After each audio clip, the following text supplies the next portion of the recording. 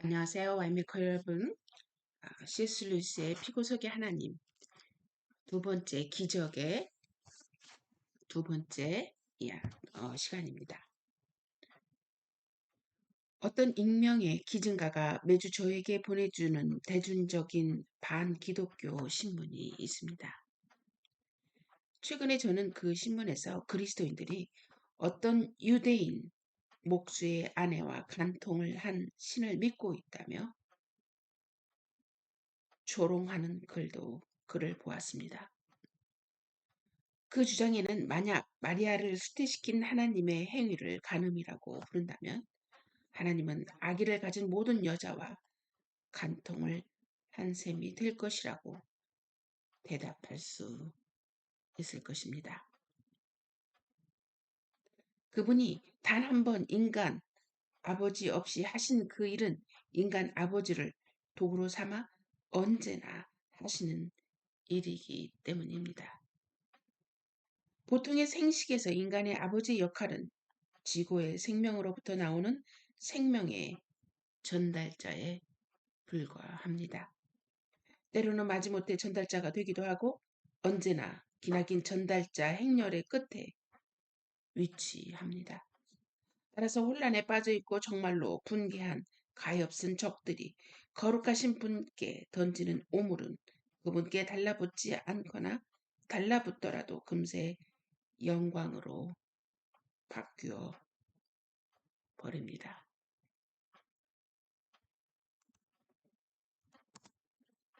하나님의 우주적 활동이라는 큰 글자로 본 내용을 작은 규모로 빠르게 보여주는 기적들은 이제 그만 다루겠습니다.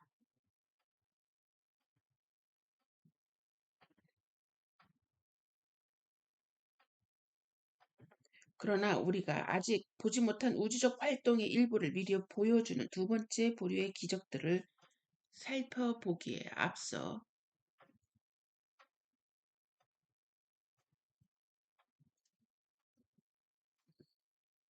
한 가지 오해에 대해 주의를 당부해야겠습니다. 제가 기적이 아닌 것으로 만들려 한다고 생각하지 마시라는 겁니다. 저는 그것들이 자연적 사건들과 다르지 않기 때문에 개연성이 높다고 말하는 것이 아닙니다. 제가 대답하려는 상대는 기적이 자의적이고 부자연스럽고 하나님께 어울리지 않으며 보편적 질서에 대한 무의미한 간섭이라고 생각하는 사람들입니다. 제가 볼 때 기적은 여전히 기적적인 일입니다.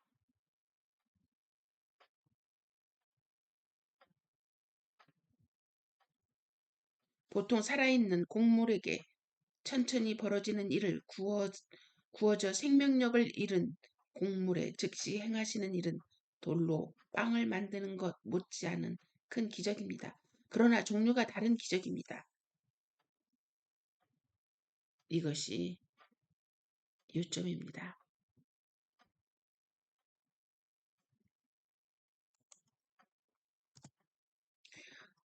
오비디우스의 책이나 그림 형제의 책을 펼쳐보면 정말 멋대로라 할 만한 기적들을 보게 됩니다. 나무가 말하고 집이 나무로 바뀌고 마법의 반지가 외딴 곳에서 음식이 풍성하게 차려진 식탁을 불러내고 배가 여신이 되고 사람들이 뱀이나 새나 곰으로 변합니다. 재미있는 읽을거리긴 하지만 그것만에 하나 실제로 벌어진 일일지 모른다는 의심이 조금만 생겨도 그 재미는 악몽으로 바뀌고 말 것입니다.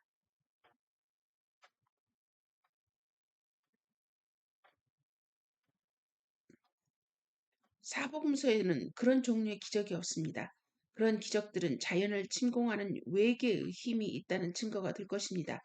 그러나 그 힘이 자연을 만들고 매일 자연을 다스리는 바로 그 힘이라고 확신할 근거는 없을 것입니다. 그러나 참된 기적들은 그저 하나의 신이 아니라 하나님 그분을 보여줍니다. 자연 바깥에 계시되 이방인이 아니라 주인으로 계신 하나님을 보여줍니다. 참된 기적들은 어떤 왕이 우리 마을을 방문했다는 사실뿐 아니라 그분이 유일한 왕, 우리의 왕이심을 선언합니다.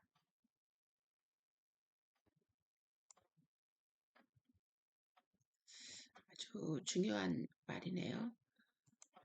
우리는 정말 번개 같은 상상할 수 없는 기적을 기적이라고 인정하지만 하나님이 우리에게 행하시는 기적은 그런 기적이 아니었다는 것을 우리는 복음서에서 볼 수 있죠. 자, 이 견해에 따르면 두 번째 불의의 기적들은 하나님이 아직 행하지 않으셨으나 우주적으로 행하실 일의 전조가 됩니다. 그분은 한 사람, 그분이 자신이셨습니다. 한 사람을 죽은 자들 가운데서 일으키셨습니다. 그것은 언젠가 모든 인간을 죽은 자 가운데서 일으키실 것이기 때문입니다. 인간들만이 아닐지도 모릅니다. 신약 성경에는 모든 피조물이 마침내 썩어짐에서 벗어나 제 모양을 되찾고 다시 만들어진 영광스러운 인류를 보조할 거라는 암시들이 있습니다. 그리스도의 변모, 무리를 걸으심은 하나님이 훗날 인간을 깨우실 때 우리가 갖게 될 아름다움과 모든 물질에 대한 자연스러운 지배력을 엿보게 합니다. 부활은 우리가 보는 변화들과 반대 방향으로 진행되는 일련의 변화들이 들어있다는 점에서 자연현상의 역전의 의미가 있습니다. 죽음이 찾아오면 유기물 상태였던 물질이 서서히 무기물로 돌아가고 마침내는 뿔뿔이 흩어집니다. 그 후 다른 유기물에서 사용되기도 하겠지요. 부활은 그것이 거꾸로 진행되는 과정이 될 것입니다. 물론 그것은 그 원자들이 숫자 하나까지 그대로 최초 또는 자연적 몸을 이루었던 각 사람에게 돌아간다는 뜻은 아닐 것입니다. 우선 그 물질 단위들은 모두에게 골고루 돌아갈 만큼 충분하지 않을 것입니다. 지금 현세에서도 우리 몸의 통일성은 그 구성 성분들이 서서히 복잡하게 바뀌는 것으로 이루어집니다. 그러나 지금은 우리의 모종의 물질이 유기물로부터 몰려나가는 모습을 보지만 부활은 유기물로 몰려오는 모습을 뜻합니다.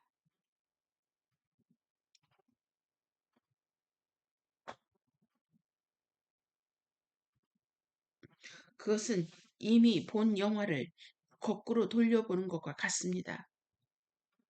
그런 의미에서 부활은 자연의 역전입니다.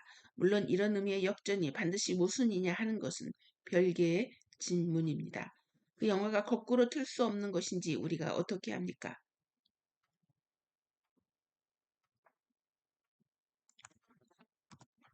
글쎄요, 어떤 의미에서는 영화가 거꾸로 돌아가지 않는다는 것이 현대 물리학의 가르침입니다. 이미 들어보셨겠지만 현대 물리학에 따르면 우주는 태엽이 풀려가고 있습니다. 무질서와 우연성이 끊임없이 늘어가고 있습니다. 무한히 멀지 않은 미래의 어느 때가 되면 우주가 수명이 완전히 다하거나 완전히 무질서해질 것이고 과학은 그 상태에서 우주가 어떻게 회복될 수 있는지 알지 못합니다. 과학은 우주의 태엽이 감긴 과정을 알지 못하지만 무한히 멀지 않은 과거 어느 때에 태엽이 감겼을 것입니다. 요점은 이것입니다. 우리 선조에게 우주는 그림 같았습니다. 현대 물리학은 우주를 이야기로 봅니다.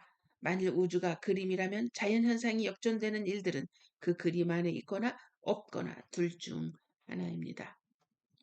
우주는 무한한 그림이므로 그 안에 없는 일들이라면 세상의 본질에 반대되는 것이라고 추정할 수 있습니다. 그러나 우주가 이야기라면 상황은 달라집니다. 완결되지 않은 이야기라면 더욱 그렇습니다. 현대 물리학이 들려주는 이야기는 험프리 덤프리가 떨어지고 있다. 험프티 덤프티가 떨어지고 있다는 말로 간단히 요약할 수 있을 것입니다. 다시 말해 현재 모습이 이야기의 전부가 아니라는 것입니다. 험프티 텀프티가 떨어지기 전 담장 위에 앉아 있었던 때가 있었을 것입니다. 그가 땅바닥에 떨어지고 난 이후의 시간도 있을 것입니다. 과학의 입장에서는 험프티 텀프티가 바닥에 떨어져서 부서지고 난 뒤에 그를 되돌려 놓을 수 있는 말과 사람이 없다는 게 사실입니다.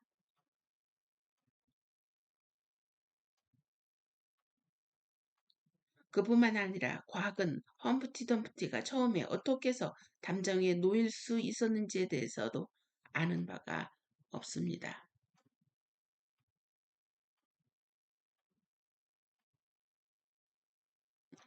과학에 그걸 기대하면 안 됩니다. 과학은 모두 관찰에 기초하는데 우리가 관찰할 수 있는 것이란 공중에서 떨어지고 있는 험프티 덤프티가 전부입니다.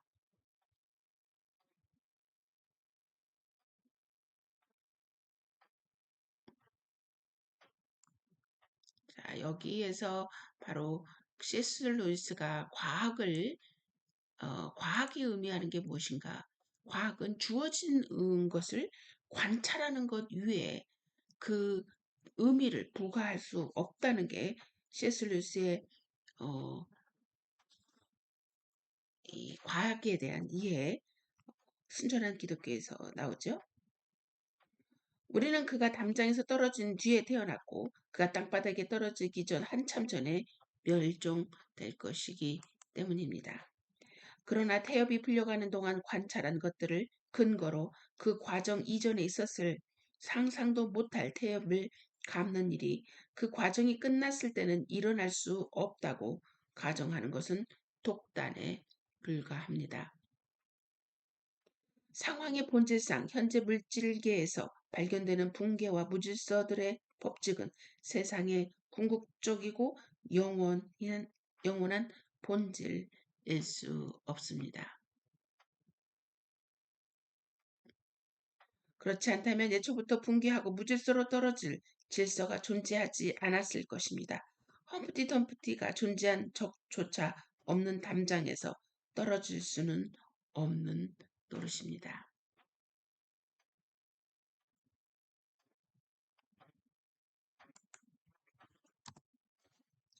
우리가 자연이라고 알고 있는 떨어지는 과정, 붕괴되는 과정, 바깥에 놓인 사건은 우리의 상상을 초월합니다. 주님이 부활로 나타나신 기록을 통해 볼 때 부활한 몸이 죽었던 몸과 아주 다르고 자연적 생명을 가진 몸과 상당히 다른 조건 하에서 산다는 것은 분명합니다. 대체로 사람들은 그 모습을 제대로 알아보지 못했습니다. 갑자기 나타났다 사라지시는 것은 통속적인 전설에 나오는 유령을 연상케 합니다. 하지만 그분은 자신이 영적 존재만이 아님을 애써 강조하시고 더 나아가 부활한 몸이 여전히 식사와 같은 동물적 기능을 수행할 수 있음을 보여주십니다.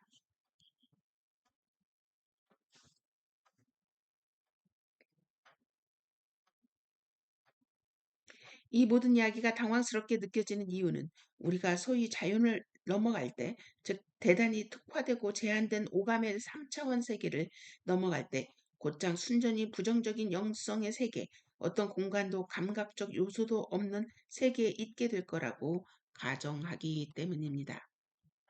그러나 제가 아는 한 그렇게 믿을 만한 근거가 없습니다.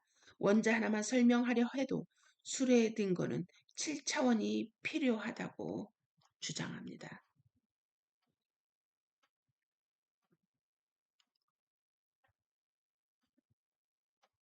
우리에게 새로운 감각들이 주어진다면 새로운 자연을 발견하게 될 것입니다. 어쩌면 층층이 쌓인 자연들이 있을 수도 있습니다.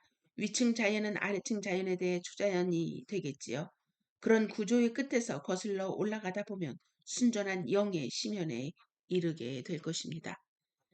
그리고 그 심연 속 우리 우편에 있는 자리는 아래의 자연들에서 떠나는 것을 의미하는 게 아니라 그 모든 층 위에서 더 역동적으로 존재할 수 있다는 뜻일 수도 있습니다.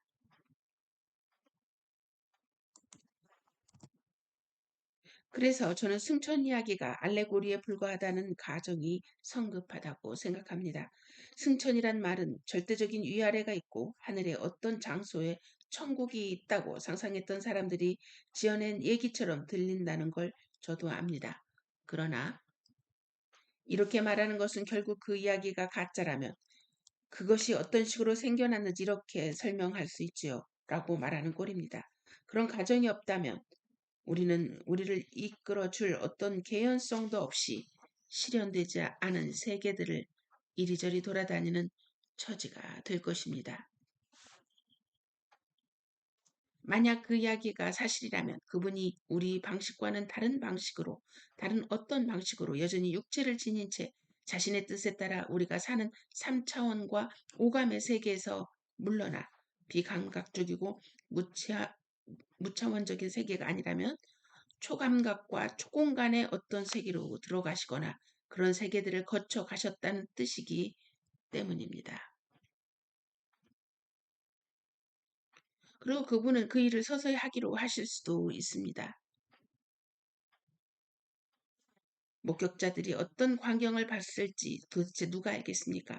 그들이 잠시 수직 상승하는 움직임을 보았고 그 다음에는 불분명한 물체가 보였고 그 다음엔 아무것도 보이지 않게 되었다고 말한다면 이것이 개연성이 없다고 누가 단언할 수 있겠습니까? 제게 주어진 시간이 거의 다 되었습니다. 그러니 제가 다루기로 약속했던 두 번째 부류의 사람들에 대해서는 아주 간략하게 언급하겠습니다. 그들은 자연 법칙을 논리 법칙과 같은 것으로 오해합니다. 그래서 자연 법칙에서 벗어나는 것은 사각형 원이나 2 더하기 2는 5 같은 자기 모순이라고 생각합니다. 이런 생각 배후에는 인간의 지성이 자연의 정상적인 과정들을 투명하게 파악했고 자연이 지금처럼 운행하는 이유를 모두 알 수 있다는 지레 짐작에 깔려 있습니다.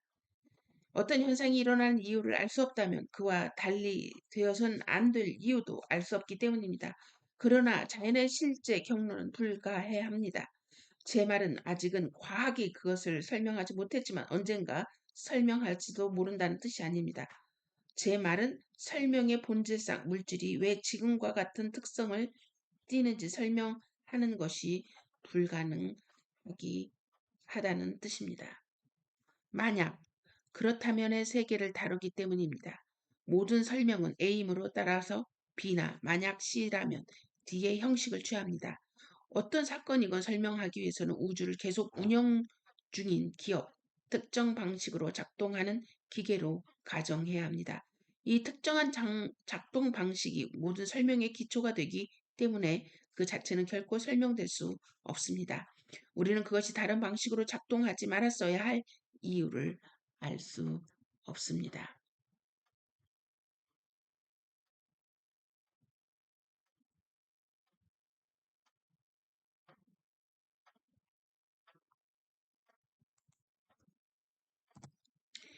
이 말은 기적이 자기 모순이라는 의심을 제거해 줄 뿐 아니라 우리 주님의 기적들과 자연의 일반적 질서가 본질적으로 닮았다는 아타나시우스의 지적이 참으로 옳음을 깨닫게 해줍니다. 둘 다 지성이 설명할 수 없는 영역입니다. 자연적인 것이 분류 가능한 것, 규칙을 따르는 것, 비교 대상이 될 수 있는 것, 다른 사건들을 통해 설명할 수 있다는 것을 뜻한다면 전체로서 자연 자체를 전체로서 자연 자체는 자연적이지 않습니다. 기적이 마냥 받아들여야 하는 것, 그 자체를 설명하지 않고 그냥 존재하는 결정적인 현실이라면 우주는 하나의 거대한 기적입니다. 우리는 그 거대한 기적으로 이끄는 것이 그리스도께서 지상에서 행하신 기적들의 주된 목적 중 하나입니다. 그래서 그분은 그것들을 표적이라 말씀하셨습니다. 우리는 이미 주어진 실제 우주에 불가해하고 거의 멋대로인 특성을 근거로 구체적인 사건들을 설명하는데 그리스도의 표적들은 이런 설명들이 우주의 특성을 설명하는 것이 아님을 아님을 상기시켜 줍니다. 이 표적들은 우리를 현실에서 멀어지게 하지 않습니다. 오히려 우리를 현실로 불러들입니다. 만약 그러면 꿈나라에서 벗어나 실제하는 모든 것에 담긴 놀라운 실제성의 세계로 불러드립니다. 그리스도의 기적들을 초점으로 삼으면 보통 우리가 보는 것보다 더 많은 실제가 눈에 들어옵니다. 저는 그분이 빵과 포도주를 어떻게 만드셨는지 사람들이 오래전부터 알지 못한 채 섬겼던 참된 게나우스가 바로 자신이심을 게나우스는 이게 바로 어, 이 헬라어입니다. 바로 자신이심을 동정녀 잉태로 어떻게 보여주셨는지 말했습니다. 여기엔 더 깊은 의미가 있습니다. 빵과 포도주는 그리스도인들에게 더욱 신성한 중요성을 갖게 되고 생식 행위는 모든 신비가를 사이에 인간의 영혼과 하나님의 연합을 나타내는 상징물로 선택될 터였습니다.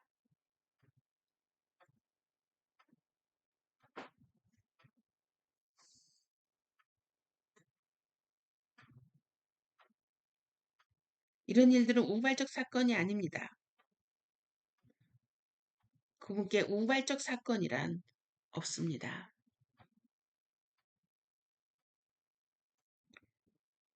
그분은 식물계를 창조하셨을 때 매년 곡물의 죽음과 부활이 경건한 이교도의 마음에 어떤 꿈을 불러 일으키실지 이미 아셨고 그분이 친히 그렇게 죽었다가 다시 살아나셔야 한다는 것과 그로 인해 어떤 의미에서 옛 곡물왕 종교를 포괄하면서도 월등히 초월하게 될 것을 아셨습니다.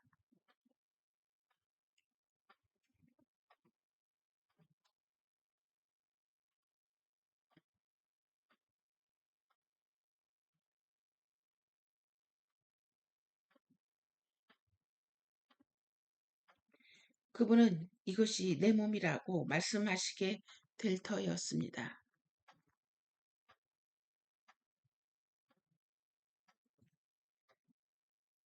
보통 빵, 기적의 빵, 성찬의 빵, 이 세 가지는 구별되지만 분리되지는 않습니다. 신적 실체는 푸가와 같습니다. 그분의 모든 행위는 서로 다르면서도 모두 운이 맞고 같은 주제를 되풀이합니다. 그렇기 때문에 기독교에 대해 말하기가 그렇게 어려운 것입니다. 어떤 이야기나 교리를 집중해서 살피면 그것이 곧 자석이 되어 존재의 온갖 수준에서 흩어져 있는 진리와 영광이 좌르르 끌려옵니다. 특색 없는 범신론의 통일성과 합리주의의 그럴듯한 구별은 이음새는 없으나 계속 달라지는 현실의 구조, 하나님의 풍부한 다차원적 세계의 생생함, 미묘함, 서로 뒤얽힌 조화 앞에서 무너지고 맙니다.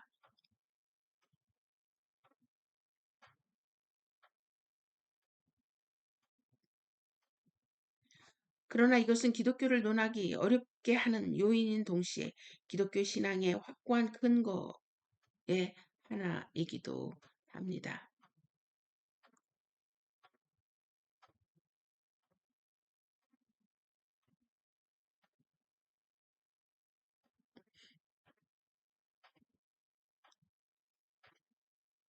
우리 두뇌가 물질의 산물이라는 식으로 기독교 신앙이 두뇌의 산물, 즉 꾸며낸 이야기라고 생각하는 것은 이 화려한 거대한 교향곡이 그보다 훨씬 더 작고 내용 없는 무언가에서 나왔다고 믿는 것과 같습니다.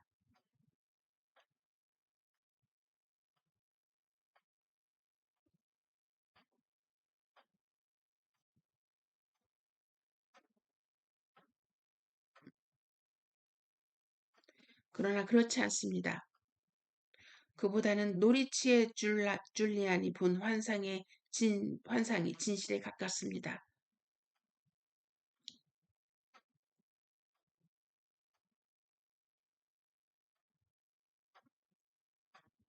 그 환상에 따르면 그리스께서 헤이즐넛 같은 작은 물체를 손에 들고 이렇게 말씀하셨습니다.